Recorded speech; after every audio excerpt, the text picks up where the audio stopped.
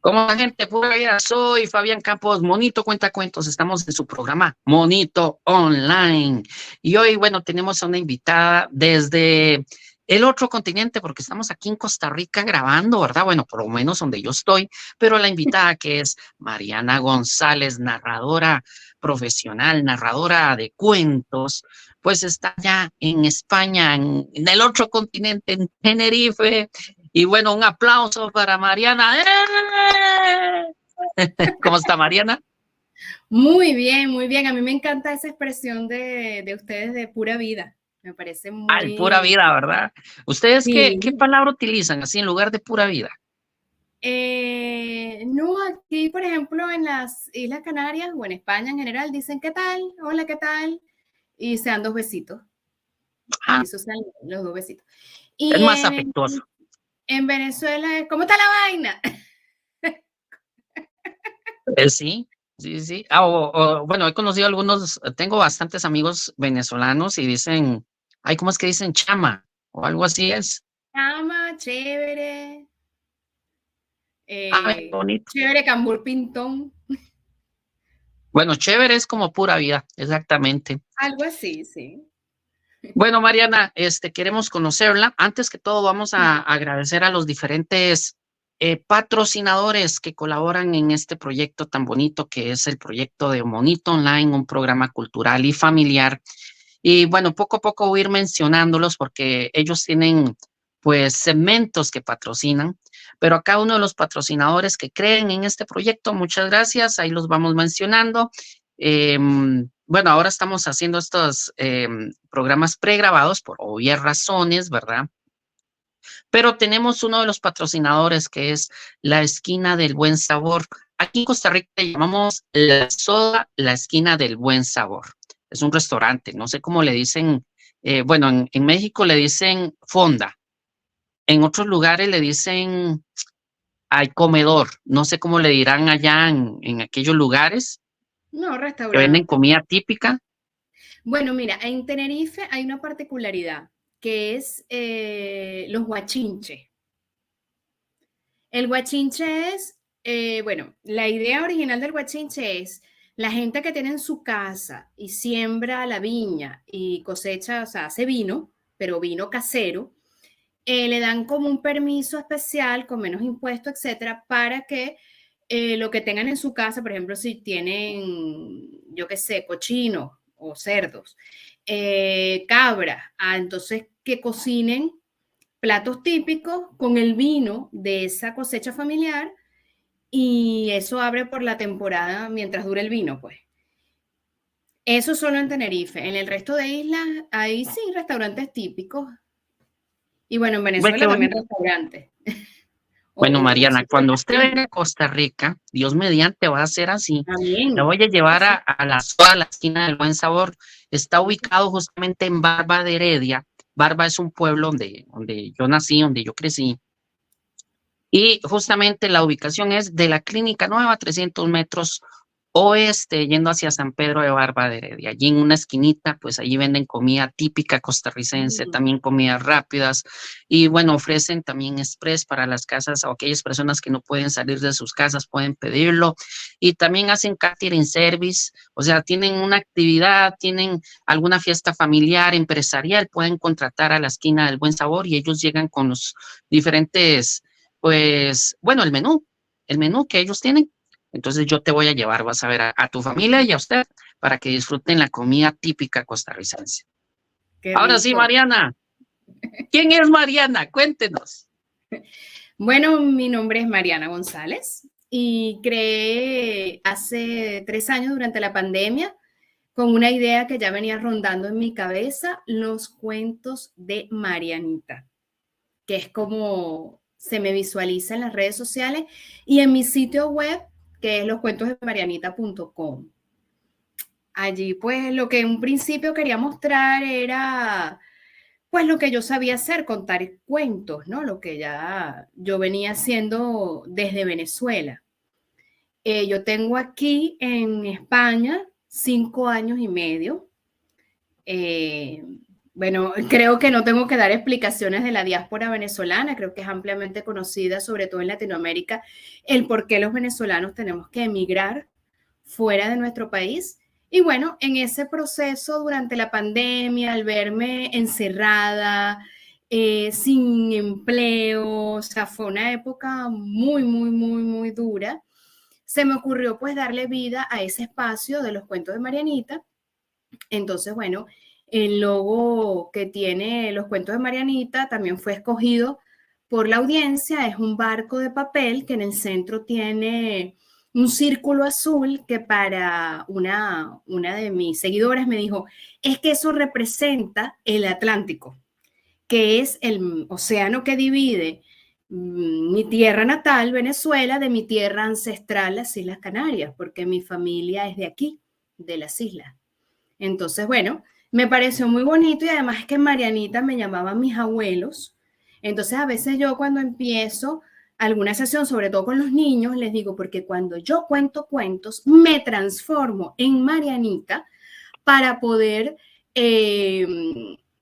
digamos, tener esa alma de niña y llevarlos pues al mundo de la imaginación que solo los cuentos nos pueden dar, ¿no?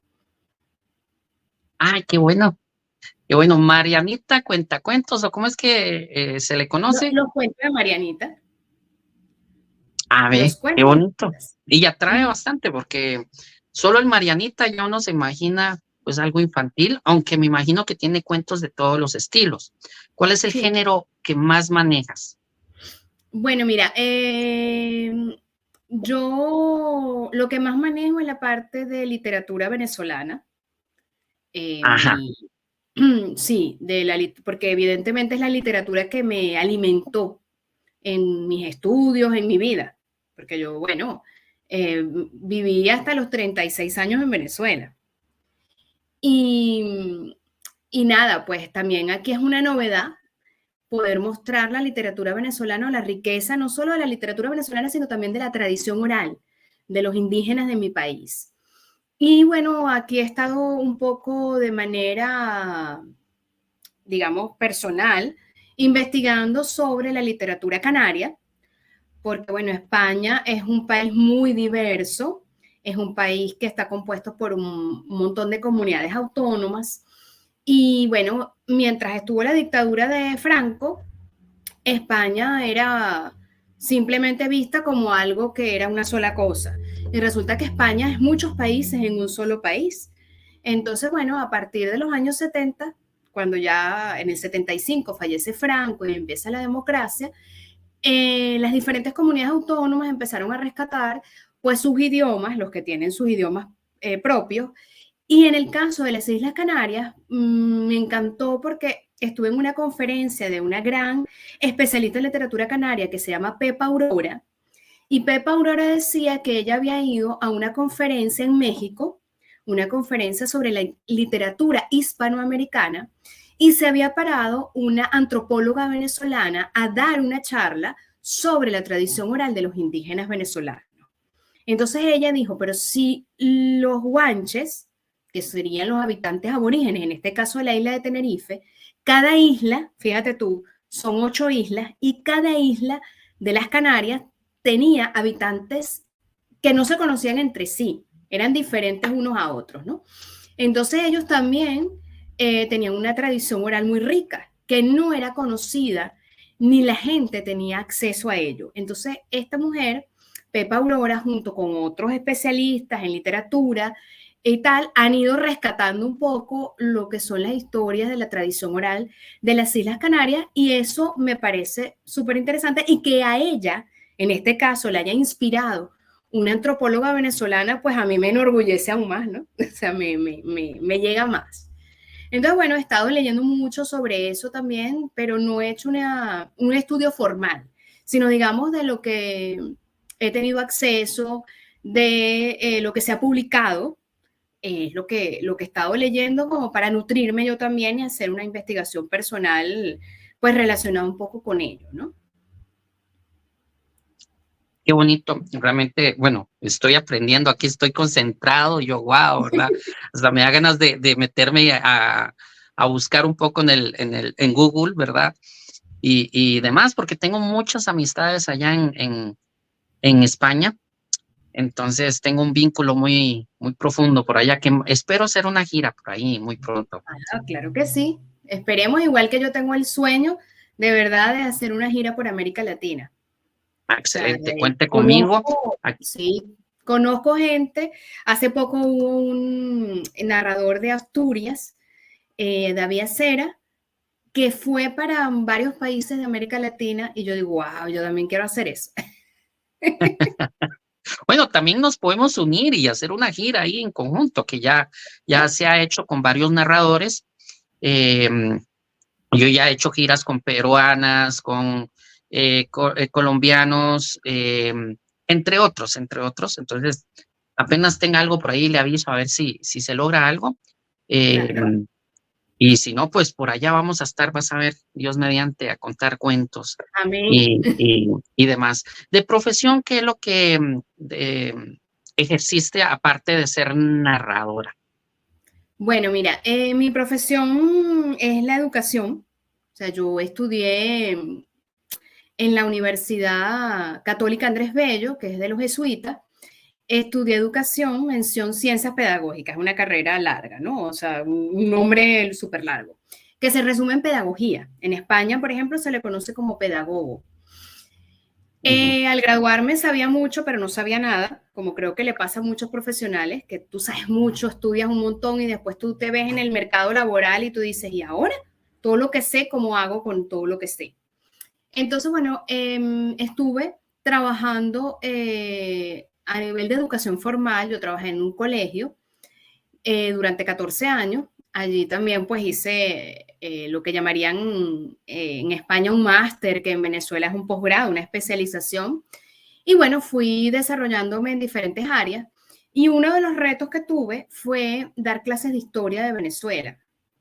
Porque bueno, siempre quedaban algunas horas rezagadas que no conseguían ubicar un profesor para historia. Y entonces quedaban 1 o 2 horas por allí. Y la directora me dice, Mariana, tú puedes dar historia. O sea, perfectamente. Dice, pero hermana, yo no estudié historia. O sea, yo estudié educación. O sea, yo no importa, tú te vas preparando. Entonces, bueno, me fui dando cuenta que en el caso de historia yo lo hacía contado, sin tener, o sea, yo todavía no me había formado como narradora. Sino que yo les empezaba a contar a los muchachos, les ponía un esquema en la pizarra y les decía, bueno, vamos a ver la batalla tal o en la época tal, el presidente tal y las características más o menos de una presidencia o de un periodo de la historia y tal, ¿no? Entonces yo se los hablaba como de manera muy coloquial. Entonces hay una palabra en Venezuela que es pana, que es amigo. Entonces yo les decía, bueno, ustedes saben que entonces, bueno, el pana Bolívar salía por América Latina y entonces se fue a Colombia a liberar no sé qué y tal. Y entonces los muchachos se me quedaban mirando así como que, profe, usted está loca. O sea, ¿cómo usted va a hablar así? Y entonces en ese juego que yo hacía con los alumnos de manera espontánea, hablándoles de la historia de Venezuela o de la historia de América o de la historia en general, ellos les quedaba la información. Y entonces les gustaba esa manera contada de aprender la historia. Entonces, ya tenía como que esa parte, ¿no? Luego surge que nace mi segundo hijo.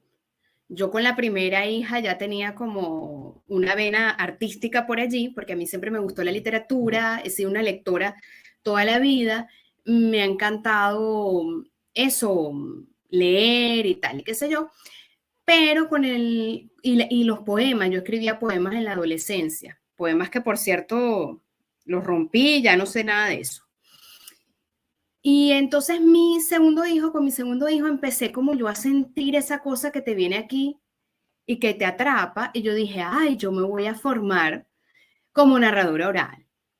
Y entonces fui donde Armando Quintero Laplume, que fue un gran narrador oral uruguayo, que tuvo que huir por la dictadura de su país a Venezuela, y Armando formó una agrupación muy grande que se llamó Los Cuentos de la Vaca Azul y también formó la agrupación de la universidad. O sea, yo tuve contacto con Armando porque éramos vecinos de toda la vida. O sea, yo sé lo que era el movimiento de narración oral, pero a través de Armando, porque era el único narrador realmente que yo conocía para ese momento. Entonces, bueno, un día me lo encuentro y le digo, mira, Armando, tú vas a dar un taller para aprender a contar cuentos. Y él me dice, bueno, yo te aviso. Y me llama cuando ya tenía la fecha y me dice, mira, en 2 semanas voy a dar un taller en la librería Lugar Común en Altamira. Si quieres formarte, vente. Bueno, hice mi taller, no sé qué, y él me dice, mira, después de hacer mi formación inicial, digamos, mira, tienes que ir a la universidad porque te tendrías que apuntar como parte de la agrupación que se llama Narracuentos UCAP, ¿no? Que es Universidad Católica Andrés Bello. Entonces, bueno, me apunté, no sé qué, no sé cuánto, y nada, pues después surgió un proyecto dentro del parque de nuestra comunidad, el Parque Simón Rodríguez de los Ruices en Caracas, donde, bueno, se dio como actividad cultural segundos y cuartos domingos de mes a las 11 de la mañana, contar cuentos en el parque y luego se dio toda una formación. Yo estuve en la primera formación con Armando y después la segunda ya yo me venía para España, pero bueno, se generó un grupo también que es la agrupación Narracuentos Los Ruices. Entonces, bueno, es bonito eso. Armando pues cambió de panorama ya hace casi 2 años, pero bueno, ha sido una experiencia muy bella el haber iniciado allí y haber hecho incluso intervención comunitaria con la parte de cuentos, porque me parece que un narrador oral también tiene que reivindicar y darse a la sociedad, ¿no? Porque es una labor colectiva para no perder la memoria colectiva, para no dejarla en el olvido. Es increíble cómo nos relacionan como historiadores, porque eso pasa, bueno, eso me lo ha comentado muchos colegas de diferentes lugares del planeta, porque es así, de que tal vez se dedican a otro tipo de profesión, pero al mencionar que son narradores, les piden que den talleres de historia o que les hablen sobre algún lugar. Entonces uno se ve involucrado en esa parte. Como le digo yo a la gente, yo no soy historiador, yo soy recopilador. Es muy diferente, ¿verdad? Es un hilo muy delgado. Entonces veo el mismo patrón contigo, ¿verdad? Que como al llegar por ahí, pues le pidieron pues dar información de de todo esto que nos estamos hablando. Yo creo que sería bueno un cuentito tuyo, ¿verdad? ¿Qué te parece? Bueno, mío no, de Armando. Bueno, perfecto, vea. Este segmento lo patrocina, aquí le decimos cimarrona, no sé cómo le dirán en Venezuela o allá en España. Cimarrona es un grupo de muchachos con diferentes instrumentos, con bombo, trompeta, trombón, entre otros, con música alegre, ¿verdad? Cimarrona Sanroqueña es uno de los patrocinadores que colaboran en este proyecto, pero aquí hay algo especial, ya que Cimarrona Sanroqueña es fundado por 2 hermanos, Carlos y Fabián. Carlos Montero y Fabián Montero, que no solo tienen la cimarrona sanroqueña, también tienen la fábrica de máscaras sanroqueña, también tienen el acuario sanroqueña, venta de pulseras CMG, o sea, de Carlos Montero, ¿verdad? Y vea, y si ellos no tienen qué hacer, venden frutas, venden nances, venden jocotes, venden todo lo que puedan, ¿verdad? Siempre están activos. Y bueno, ellos han colaborado bastante en este proyecto desde hace un buen tiempo. Y bueno, es uno de los que, bueno, ellos patrocinan este espacio que es el cuento fantasioso, ¿verdad? Poniéndolo así, pero usted dice, ¿qué tipo de cuento vamos a narrar? Bueno, esto es un cuento que tiene su cuento. Porque la primera vez que Armando me invitó a narrar cuentos en el parque, Simón Rodríguez de los Ruices me dijo, te espero para ensayar el miércoles. Y eso empezaba un domingo. Y empecé a buscar cuentos que contar porque yo no tenía ninguno. Bueno, sí tenía, pero no recuerdo que tuviese uno en particular como para contar. Estaba nerviosa. Y Armando tiene un blog que se llama Los Cuentos de la Vaca Azul. Y allí empecé a leer y a leer y a leer y a leer un montón de publicaciones que él tiene. Y el cuento es que yo uní dos cuentos de Armando y armé un solo cuento. Y él nunca me dijo que me había equivocado, que había hecho aquel guiso, aquel desastre, aquella unión, yo qué sé, sino que me dejó fluir y me dejó narrar. Y al tiempo fue que yo misma, leyendo otra vez el blog de Armando, me di cuenta que había unido dos cuentos. Entonces, este cuento se llama La mujer chiquitica y el hombre grande. Y dice así. Estaba una vez el hombre grande caminando, caminando y caminando por un camino que parecía sin rumbo. Los transeúntes pasaban y hacían un montón de cosas, hasta que una tarde, mientras el hombre grande estaba por allí, la vio. Era una mujer chiquita, chiquitita, que cuando caminaba parecía que iba dando saltitos. La mujer ni se percató de aquel hombre grande, que la verdad es que era bastante difícil no verlo, porque ella estaba concentrada en sus cosas. El hombre grande se enamoró a primera vista. Así que cada tarde iba nuevamente a aquel camino que parecía sin rumbo a ver si encontraba nuevamente a la mujer chiquitita. Pasó un día, 2 días, 3 días, varios días, hasta que por fin la mujer chiquitita apareció de nuevo. Pero el hombre grande era tímido, tímido, súper tímido. Era tan tímido que no parecía con aquel gran tamaño. Así que simplemente la observó. Y la mujer chiquitita iba como siempre, dando pequeños saltitos que en vez de caminar, parecía que volaba. Así hizo durante mucho, mucho tiempo. Y se compró un libro de cómo conquistar a una mujer. La primera lección del libro le decía que tenía que comprar flores. Así que el hombre grande se dispuso con un gran ramo de flores, buscar a la mujer chiquitica y entregárselo. Así que fue aquella tarde al camino convenido y le entregó el ramo de flores. La mujer chiquitita, ahí sí lo miró, pero lo miró como con asco, con extrañeza y no entendía qué era lo que estaba pasando. Así que simplemente siguió de largo su camino. El hombre grande dijo, oh, esta lección no la he pasado. La segunda lección decía que había que regalar algo delicioso. Pero es que los bombones pueden ser muy buenos, pero también las mujeres pueden ser complicadas con eso. Quizás se ofenda del hecho de que le esté regalando algo dulce, su figura, su hermosa cadera, sus formas maravillosas podían verse afectadas. Así que no sabía qué hacer y simplemente le regaló algo que estaba en oferta y se lo llevó. Pero no dijo ni una sola palabra. Así que la mujer chiquitica, cuando vio aquella caja de dulces en oferta que le regaló el hombre grande, simplemente lo miró con más extrañeza aún. Decía, bueno, ¿y a este qué le pasa? ¿Por qué me está regalando estas cosas? La segunda lección no había funcionado.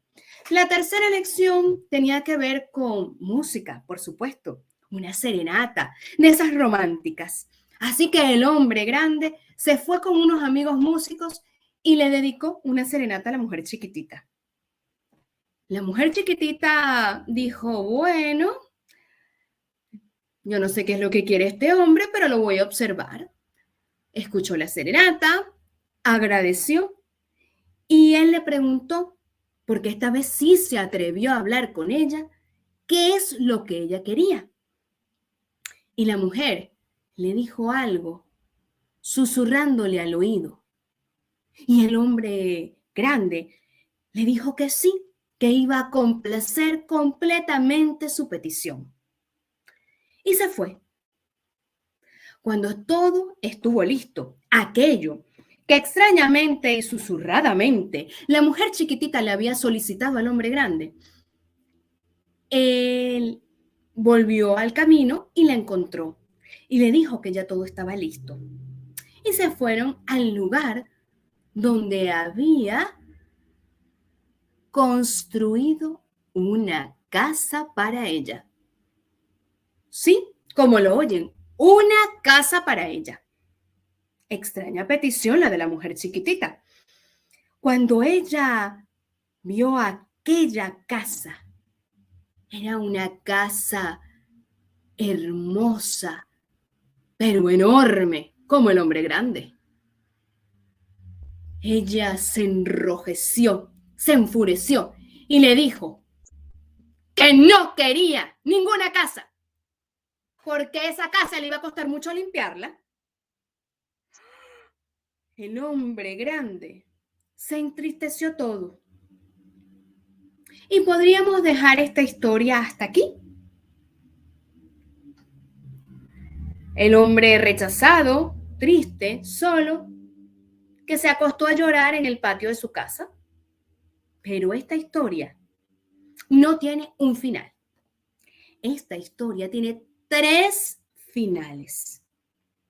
El primer final es un final bonito.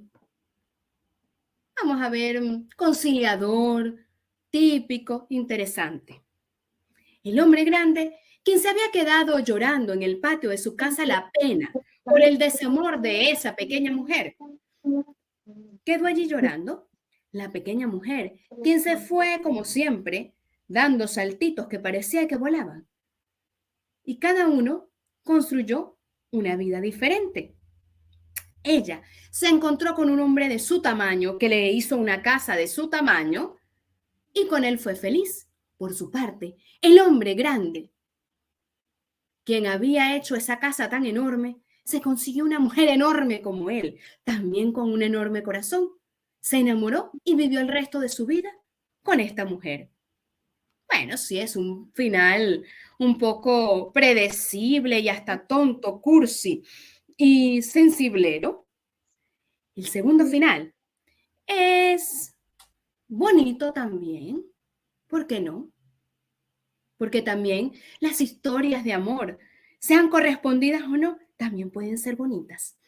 El segundo final nos cuenta que el hombre grande, que había hecho una casa grande para aquella mujer chiquitita y se había acostado a llorar su pena en el patio de la casa, había conseguido una gran mujer con un gran corazón a la que había llevado a vivir a esa casa.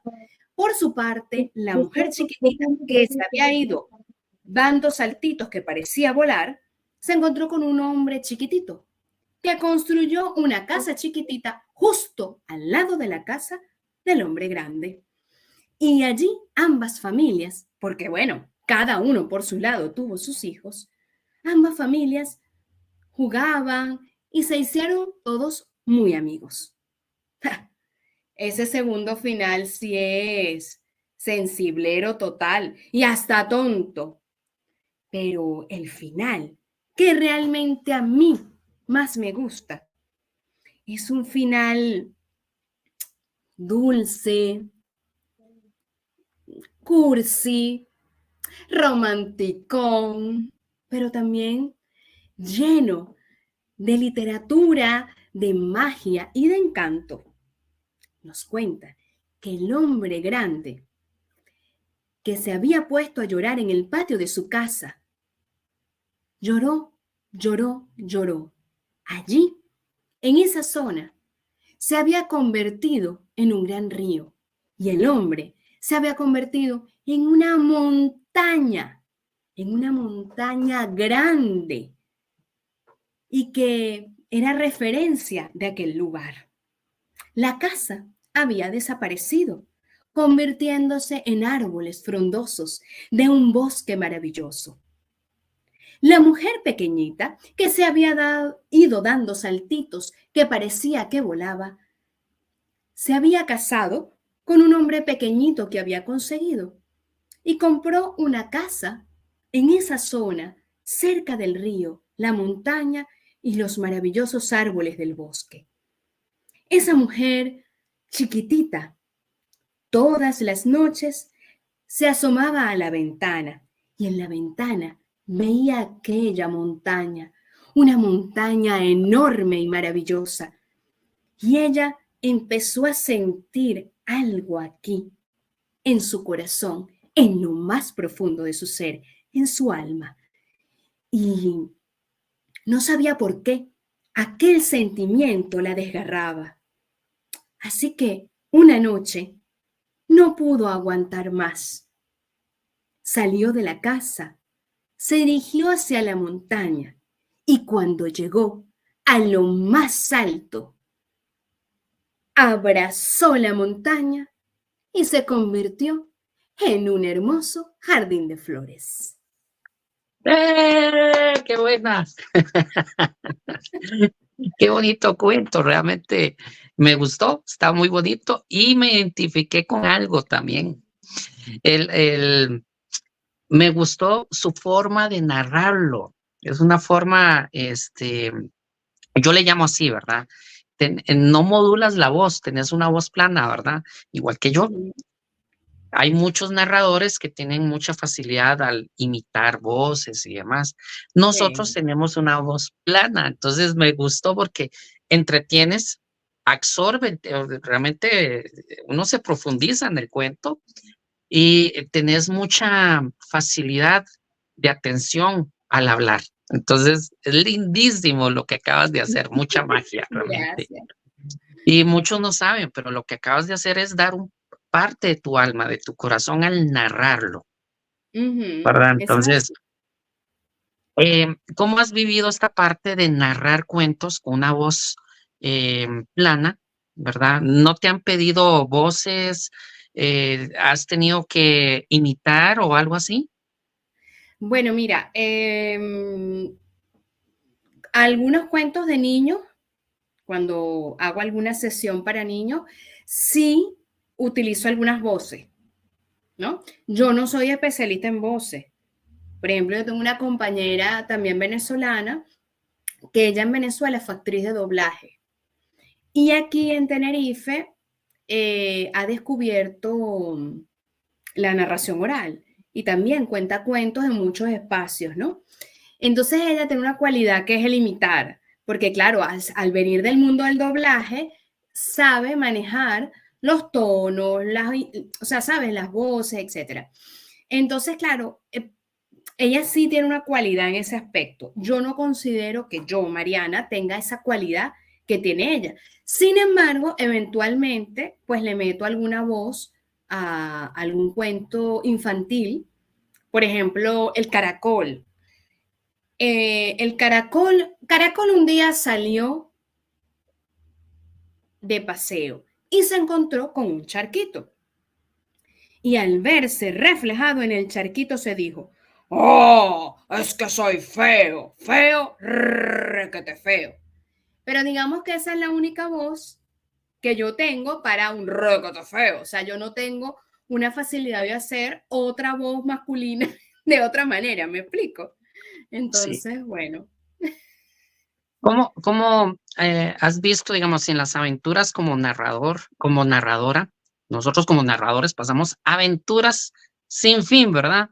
¿Cómo has visto la reacción de los niños, que es el público específico al que más trabajas, ¿verdad? ¿Cómo has visto la reacción de ellos al usted narrar cuentos? ¿Qué te ha pasado con los mismos niños cuando sus reacciones, qué pasa después del cuento? Cuéntenos. Bueno, mira, yo participé el verano pasado, en el mes de agosto, en un festival que se hace aquí que se llama Verano de Cuento, en el municipio del Sausal, en Tenerife.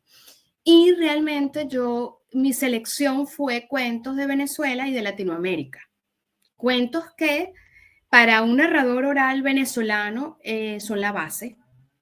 Casi todos los narradores venezolanos empezamos por allí, por esos cuentos. Aquí es una novedad. Entonces yo dije, bueno, mira, yo voy a presentar esto y se me ocurrió inventarme el personaje de la detective de los cuentos, ¿no? Entonces yo era una detective que iba buscando pistas para buscar el cuento que iba a contar, ¿no? O sea, yo tenía mi repertorio, pero digamos que el repertorio no tenía un orden específico. Entonces, ahí las pistas eran, los niños iban a participar junto conmigo para buscar las pistas, qué cuento íbamos a contar y tal, y cada uno lo tenía preparado de manera distinta, incluso con música, ¿no? Algunos, yo no soy cantante, ni soy músico, ni tengo estudios musicales de ningún tipo, pero pude, ¿cómo se llama? Montarle música a algunos, ¿no? Entonces hubo un momento dado, ese día me tocó justamente la supervisión del consejero del Cabildo. Esto como es una isla, la administración principal de la isla es el Cabildo de Tenerife. Y entonces este es un festival que recibe una subvención del Cabildo de Tenerife. Y entonces ese día estaba la concejala de Cultura del Ayuntamiento del Sausal y el consejero de Cultura del Cabildo de Tenerife. Fueron a observar cómo era el festival, ¿no? Para el que dan el dinero. Y bueno, yo me lancé allí, yo decía, bueno, yo no le voy a prestar atención a los políticos que aunque paguen y son importantes, pues yo voy a ver con lo que yo tengo, yo voy a ser feliz aquí. Y entonces entregué todo y me divertí muchísimo. Entonces hubo un momento en que un niñito me dijo, me la estoy pasando genial, me encantan tus cuentos, estoy feliz, no sé qué. Entonces yo dije, mira, ya con esto me doy por pagada. Porque, bueno, siempre va a haber críticas con respecto a tu trabajo, sobre todo en este ambiente donde tú eres extranjero, donde tú tienes un acento distinto a la gente de donde tú vives, donde tú vienes como a buscar un espacio, no pasándole por encima a nadie, sino haciéndote tu propio espacio. Entonces, no es fácil ser un narrador oral emigrante, ¿no? Emigrar a otra tierra. Pero bueno, yo por ahí, con eso que me dijo el niñito, yo me di por pagada, porque yo dije, si se está divirtiendo y si el chamito, como decimos los venezolanos, es feliz, pues yo qué voy a decir. Y todos los niñitos, sí, estamos felices, no sé qué. Entonces, para mí fue lo máximo. Después, esta gente de los políticos me dijeron, uy, qué bien, cómo atraes, cómo se la pasaron los niñitos, no sé qué. Porque bueno, le puse mucho dinamismo a la cosa para que también fuese un espectáculo, una sesión divertida y diferente, ¿no? Y donde los niños se la pasaran bien, porque yo creo que ese es el objetivo, sobre todo con público infantil. Ah, excelente. No, ya no, es parte de lo que vimos. Me atrajo mucho esa parte de que como vives en otro país, a mí me pasó lo mismo. Yo he vivido en otros países y el acento, ¿verdad? Nuestras culturas, el choque de culturas, ¿verdad? Es totalmente diferente. Y bueno, aunque yo intento utilizarlo como un plus, ¿verdad? Para atraer a las personas. Ahora, en cuestión de adultos, ¿qué te ha pasado con adultos? Porque yo he tenido reacciones con adultos increíbles que yo he dicho, wow, realmente los cuentos son para todas las edades, ¿verdad? Entonces, ¿alguna historia que hayas pasado al contar cuentos con personas adultas? Bueno, mira, sí. He tenido la fortuna de que las veces que he tenido que contar para adultos, el público es bastante íntimo. La gente no suele ir a sesiones de narración oral para público adulto porque no tiene un conocimiento de que existen cuentos que los adultos son capaces de entender. O sea, la gente asocia mucho el cuento con los niños, cuando realmente hay historias para todas las edades, ¿no? Incluso hay historias que realmente los adultos no, o sea, son necesarias para los adultos, porque la comprensión de un niño no va a llegar a eso, a darle una profundidad a la reflexión sobre esa historia. Entonces, bueno, he tenido esa suerte de que esas sesiones de narración oral para público adulto han sido con público que va a escuchar, con poco público, entonces son bastante íntimas, pero me pasó que hay un festival que tú vas contando cuentos en unos murales. Cada año, ese municipio, que no es en esta isla, es en la isla de La Palma, que es una isla más pequeñita, cambia, tienen unos murales en la ciudad, en esa ciudad, y ellos los cambian, ¿no? Los pintan y los vuelven a hacer. Y entonces tú vas contando en esos nuevos murales, le toca a narradores diferentes. Vamos un grupo y nos toca contar. Entonces, cuando yo me paro a contar mi historia, nos acompaña la banda municipal de música de ese sitio. Y la banda municipal de música está compuesta por personas mayores, básicamente. No hay niños, hay más bien personas mayores. Y entonces un bendito señor mayor me dice, ¡va! ¡Que sea rápido! Porque ya estoy cansado. Y entonces, la verdad, ese comentario a mí me cayó tan pesado que yo dije, uff. O sea, tuve que volver como a meterme yo misma en la emoción de contar para poder contar de manera interesante.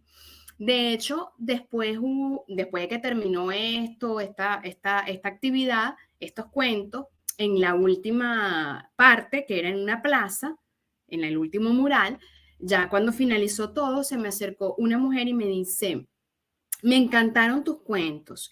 Es que tienes un acento muy dulce, tienes un acento muy diferente. Se nota que eres latinoamericana porque estás pendiente de integrar a la gente. O sea, el narrador oral de aquí no lo he observado realmente. Si no es porque esa mujer me lo dice, yo no me doy cuenta. El narrador oral de aquí no le para al público. O sea, el público se puede estar durmiendo, el público puede estar lo que sea y no le presta atención al público.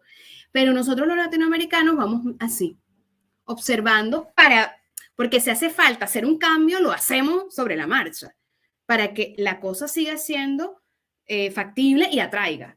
Entonces, me pareció interesante. Qué interesante, ¿verdad? Nosotros trabajamos más visual, corporalmente, ¿verdad? Hay otros narradores que trabajan más a que escuchen, no importa si están acostados, si están sentados, simplemente narran y no involucran, que es parte de, ¿verdad? No es crítica, al revés, es cuestión de las diferentes técnicas, pero sí he escuchado que nosotros los latinoamericanos utilizamos más la vista, el poder de la voz y a nivel corporal para que se integren al mismo cuento, ¿verdad? De una manera interactiva. Se me estaba olvidando, antes que todo, porque tenía que hacerlo a la media hora, mencionar a uno de nuestros patrocinadores, que faltan 3 por ahí, ¿verdad? Pero voy a mencionar a Jabones Artesanales Bet.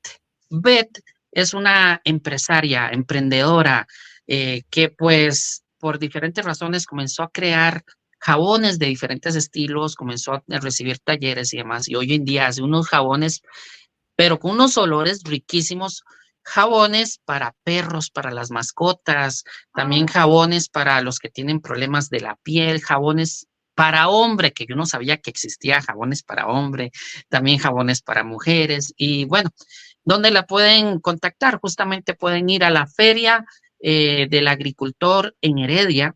Ahí está los viernes y sábados, si no me equivoco, y también los domingos en San Rafael de Heredia. Ahí pueden llegar, buscar el staff, decir de que, bueno, estuvieron viendo el programa de Monito Online y que se les recomendó llegar a comprar esos productos tan necesarios que es para nuestras casas y los que amamos nuestras mascotas, tener ahí el jabón necesario para bañar a nuestras mascotas. Entonces, es uno de nuestros patrocinadores que siempre colabora aquí, que muy pronto ya casi estamos con los concursos, ¿no? Yo creo que en este programa ya está el concurso, donde vamos a rifar a sortear varias productos de jabones artesanales, ve. Veo que toque, ¿verdad? Qué Quiero bueno. hacerle una pregunta, no tanto de tradición oral o algo así, sino más cultural. ¿Cómo has visto el cambio en cuestión culinaria, el cambio de la comida de Venezuela a la comida, pues, de España? ¿Es muy diferente? Sí, sí es diferente. Pero fíjate que como aquí, por ejemplo, en esta isla hay muchísimos venezolanos, porque mucha gente de Tenerife fue a vivir a Venezuela en la década de los 40 y 50, hay un lazo muy, muy grande entre Canarias y Venezuela. Pues aquí se consigue muchísima comida venezolana. Entonces, digamos que yo no he variado mucho mi dieta. Sin embargo, yo puedo decir que, bueno, claro, al ser hija de canarios, mis padres nacieron aquí, pero se los llevaron pequeños a Venezuela. Yo aprendí a comer la comida de aquí, el potaje, las papas arrugadas con mojo, ¿sabes? La carne fiesta, que es una carne de cochino preparadita como sofrita. Entonces, digamos que conozco, pues. Entonces, no me, en la dieta sí propiamente no era extraña para mí. Ahora, en otras partes de España sí hay variación evidente. Ah, bueno, sí, es parte de lo que vivimos. Eh, Me habías mencionado, usted escribe tus propios cuentos. No, cuento cuentos de otras personas. Bueno, te voy a dar un reto. Este reto está patrocinado por Máscaras Tule Vieja. Aquí vea, Mariana, en Costa Rica amamos las máscaras, vivimos de las máscaras. Es una cultura, es una forma de vivir. Y bueno, hay un montón de fabricantes, entre esos, pues yo me incluyo, yo hago máscaras también. Pero uno de los patrocinadores es Máscaras Tule Vieja, de mi amigo Giovanni Víquez. Máscaras Tule Vieja, pues, hace máscaras de diferentes estilos y demás. Y él patrocina esta parte. Es el reto. ¿Y cuál es el reto? El reto es que, bueno, nosotros los narradores tenemos un dicho. Se lo voy a regalar para que lo tenga, es parte de nosotros, de nuestro ADN, pero se dice, está ese dicho de los policías que dicen, todo lo que digas y hagas será utilizado en su contra, ¿verdad? Pero los Ujú. narradores decimos, todo lo que digas y hagas será utilizado en un cuento. Entonces, esto ya es para usted, para que lo mantenga ahí, pero te voy a retar, a ver si agarra el reto. Vamos a ver, vamos a ver. Que hagas un cuento con lo que vives, un cuento infantil, ¿sí? Con todo lo que vives a tu entorno. Viviendo en España, puedes agarrar elementos, la imaginación que da la libertad y que participes en un libro que varios colegas de diferentes países vamos a trabajar. ¿Qué te parece? Pues interesante. ¿Te agarras el reto? Vamos a agarrar el reto. Excelente. Bueno, vamos a esperar ahí cuando ya lo tengas, ir trabajándolo. Ya hay varios por ahí que agarraron el reto y estamos ahí trabajando en ese libro, sí, antología de varios autores latinoamericanos. Vamos a ver qué sale, qué cosas van a salir, ¿verdad? Por ahí. Pero a usted le voy a dar esa parte, ¿verdad? Que hagas un cuento desde cero con no sé, con lo que tienes. Ahí usted ya le queda a imaginación tuya, a tu estilo, al estilo de Marianita, los cuentos de Eso. Marianita, que va a ser genial, ¿verdad? Y bueno, nos quedan unos cuantos minutos, como unos 10 minutos para terminar el programa y nos falta un patrocinador que mencionar, pero dejémoslo ahí casi al final. ¿Qué te parece un cuento más? Un cuento ahí el que usted le quiera narrar. Vale. Voy a contar otro que dice así. Érase una vez una niña con los ojos color del tiempo. El pueblo donde vivía esa niña era un pueblo gris y aburrido. Las casas estaban organizadas todas de izquierda a derecha, de derecha a izquierda, de norte a sur, de sur a norte. Es decir, el pueblo estaba muy bien organizado. Todas las casas parecían iguales, unas al lado de las otras. La niña, con los ojos color del tiempo, se preguntó si fuera de su pueblo había otra cosa distinta. Así que un buen día simplemente empezó a caminar. Caminó, caminó, caminó y caminó tanto que se encontró en un lugar mágico. Era un enorme jardín. Las flores eran de diferentes colores, aromas. Sus pétalos tenían diferentes formas. Los árboles eran todos distintos unos de otros. Y ella nunca había visto una diferencia así, pues en su pueblo ni siquiera había árboles. Tan ensimismada estaba en aquel mágico jardín que no se había dado cuenta de que en el centro había una casa. Y esa casa no se parecía a las casas de su pueblo. Y claro, como no se parecía a las casas de su pueblo, ella tuvo mucha más curiosidad y se acercó a aquella casa. Y la casa tenía la puerta entreabierta. ¿Y quién no tiene curiosidad, y más una niña, por entrar a una casa con la puerta entreabierta? Así que la niña abrió la puerta y entrar a la casa fue aún más mágico que aquel jardín que había podido conocer. La casa estaba llena de libros, libros de diferentes tamaños, formas, colores, olores, libros en el suelo, en las estanterías, en las bibliotecas, en la mesa, en las sillas, por todas partes. Y los libros no solo eran diferentes por fuera, sino que el contenido también era distinto. Así que la niña, con los ojos color del tiempo, empezó a leer. Leyó, leyó y leyó. Leyó tanto que se durmió y los libros la arroparon tiernamente. A la mañana siguiente, el dueño de la casa se despertó y cuando llegó a la sala, encontró a una niña dormida entre libros. Le dio tanta vergüenza tener su casa tan desordenada que empezó a acomodar los libros casi sin respirar y los fue acomodando poco a poco. Y de repente sintió una mirada con ojos color del tiempo. Y allí vio a la niña.